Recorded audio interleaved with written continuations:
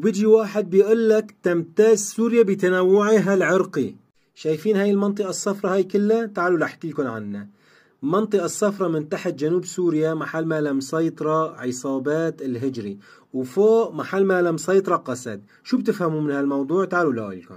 لو تذكرنا من قبل فترة إسرائيل طلبت من الحكومة السورية تسليم الجنوب السوري منزوع السلاح، صح؟ ولو رحنا طلعنا على قسد كمان كيف هي عبتماطل بتسليم سلاحها للدولة. شو بتفهموا من هذا الموضوع؟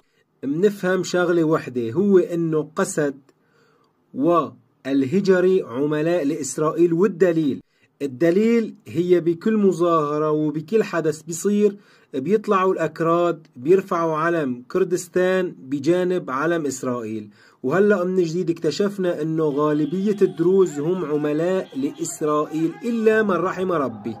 يعني الدروز طلبوا الحماية من إسرائيل، والقسد محل ما مستلمة مع الأغلبية الكردية دائما بيرفعوا علم إسرائيل بمظاهراتهم، ومفتخرين بهذا الشيء. فهي الصورة اللي شايفينها، هي المنطقة الصفراء، هي دليل على عمالة قسد والهجري في تقسيم سوريا. وهاي الخريطة الصفراء هو اسمه ممر داوود.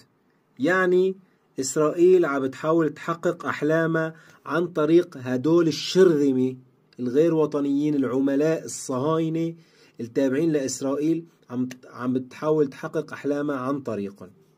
طبعا وبإذن الله ما رح يتحقق هذا الشيء، لأن إرادة الشعب السوري أكبر من هيك.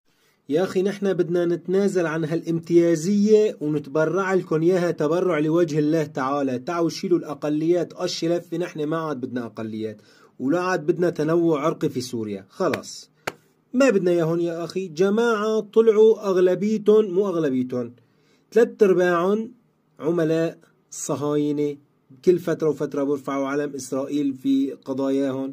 إيش هذا دليل على إيش؟ عملاء وجماعة جايين تخرب البلد وتقسمها. خدوهم من شان الله، نحن ما بدنا إياهم ولا ببلاش.